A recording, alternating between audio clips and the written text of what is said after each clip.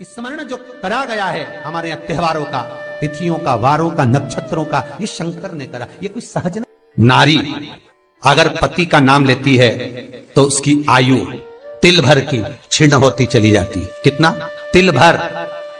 स्कंद पुराण में लिखा है तिल भर की आयु क्षीण होती चली जाती। नारी ज्येष्ठ पुत्र का नाम लेती है, हाँ ज्येष्ठ में अगर बेटी है तो उसका नाम ले सकती है, पर ज्येष्ठ पुत्र बड़ा पुत्र है और पुत्र का नाम लेती है तो उस बालक की कभी उन्नति नहीं हो सकती। तन से, मन से या धन से वो बालक हमेशा दुखी ही रहेगा। तुम दुनिया का सारा सपोर्ट कर दो, तुम चाहे अपनी प्रॉपर्टी बड़े बेटे के नाम कर दो, तुम चाहे पूरा दुनिया भर का सुख अपने बेटे के सामने लाकर खड़ा कर दो, तो भी अगर मां अपने बड़े पुत्र का नाम बार बार लेती है तो वो पुत्र या तो तन से या मन से या धन से दुखी ही मिलेगा, वो सुख नहीं पा सकता।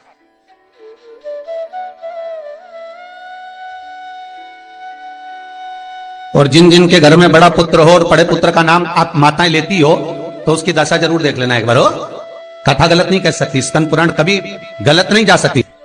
आपके घर में भी अगर बड़ा पुत्र हो और पुत्र का नाम अगर आप ले रहे हो, हाँ ये जरूर है, अगर बेटी बड़ी और उसके बाद पुत्र बड़ा है तो वो ज्येष्ठ नहीं माना जाएगा। ध्यान रखना, ज्येष्ठ का मतलब होता है सबसे बड़ा पुत्र, उसके बाद सारे बच्चों का जन्म हुआ। क्योंकि बेटी अगर जन्म ले ली पहले फिर बेटा हुआ तो बेटी ज्येष्ठ कहलाएगी, है बेटा नहीं कहलाएगा। अगर पहला ज्येष्ठ पुत्र है तो मां सारी प्रॉपर्टी दे दे, सारा वैभव दे दे, मां सारा दौलत दे दे, मां उसके ऊपर सर्वस्व निछावर कर दे, पर अगर बेटे का नाम माता बार बार लेती है तो उस बेटे की उन्नति, तरक्की नहीं हो सकती, उसको जीवन में सुख नहीं मिल सकता, कुछ ना कुछ चीज से वो दुखी रहेगा। चाहे वो बच्चों से रहे, पत्नी से रहे, परिवार से रहे, कुटुंब से रहे, व्यापार में रहे, व्यवसाय में रहे, ऑफिस में रहे, चाहे अपने शरीर से रहे, पर दुख तो उसके भाग्य में थोड़ा लिखा ही रहे। और जो चीज वेद व्यास जी ने वर्णन कर दी महाराज, उसका प्रमाण आप खुद भी अपने घर में देखो कि सही है कि गलत है। जिस जिस घर में बड़ा पुत्र हो और मां उसका नाम बार बार लेती हो, बार बार लेती हो, उस पुत्र की दशा देखिएगा आप।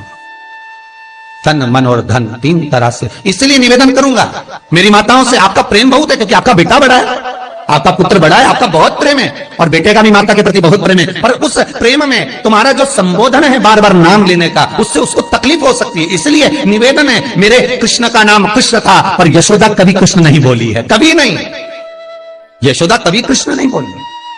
कनुआ कहती थी आपके बेटे का नाम कुछ भी आप उसको नाम से मत पुकारो, उसका नाम चेंज कर दो, थोड़ा सा बदल दो, आप उस नाम से उसको पुकारना प्रारंभ करो। आप जो भी बोलना चाहे, आपके दिल की बात है, तो आपके पुत्र से आप क्या बोल सकते हो।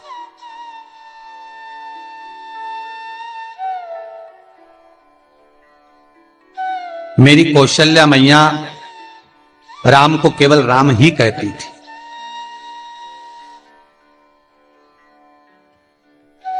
केकई राघव कहती थी, सुमित्रा रघु कहती थी, पर कौशल्या नाम नहीं बदलता। और ज्येष्ठ पुत्र थे राम, बड़े थे, बड़े हुए, वन जाना पड़ा, लौट कर आए, धोबी की वार्ता सुनकर सीता का परित्याग करना पड़ा, समय आया लक्ष्मण का त्याग करना पड़ा, और समय आया तो ये शरीर को ही सरयू में छोड़ना पड़ा। कहां से? स्कंद पुराण कहती है पति का नाम अगर नारी ले रही है तो तिल तिल भर उसकी उम्र घट रही है। पर ना जाने माताओं को ऐसा क्या है कि वो आज का फैशन हो गया, ए राघव इधर आ, राघव भी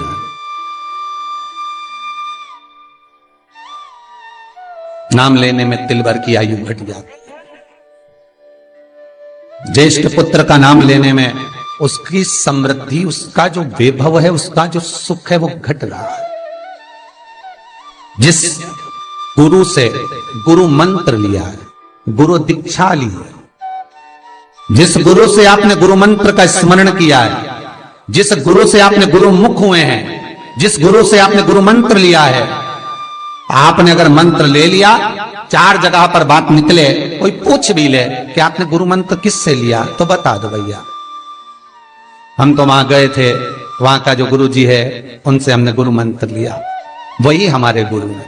नाम का स्मरण ना करते हुए उसकी पहचान बताने का प्रयास करो, वो ऐसे वो वैसे वो वहां रहते, उसका स्मरण। गुरु का नाम लेने से क्या जाता है महाराज? शास्त्र कहता है गुरु जिसने मंत्र दिया उसका नाम मत लो, गुरु ने जो मंत्र दिया उसका नाम लो।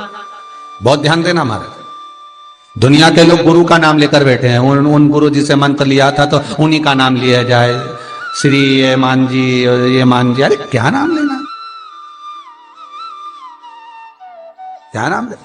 हमें गुरु का नाम नहीं याद करना, हमें गुरु मंत्र याद करना। जो गुरु ने मंत्र दिया उसका स्मरण करना। क्या होता है? स्कंद पुराण कहती है जब माला जपने के लिए बैठते हैं तो गुरु का श्री विग्रह तुम्हारे सामने होना चाहिए कि हमने उन गुरु जी से मंत्र लिया है, पर गुरु का नाम नहीं। गुरु मंत्र लेते समय गुरु का विग्रह सामने हो और मंत्र जो गुरु ने दिया है उसका स्मरण।